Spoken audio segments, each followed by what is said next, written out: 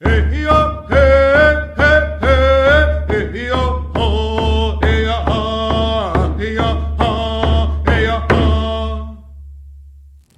is a natural part of the forest, and often the best thing to do is to let it burn. But to keep the things we care about safe, sometimes we need to take control.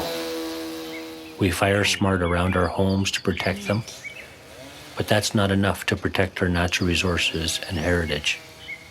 To do that, we need to look beyond our communities. That's new for the Yukon. Here's how it looks. We have tools we can use to protect the wilderness. We have fire breaks to slow fires down.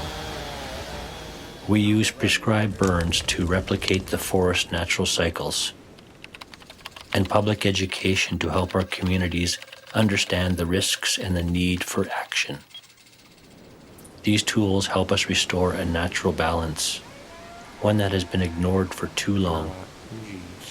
With them, we can begin to restore a relationship with nature and protect it for future generations.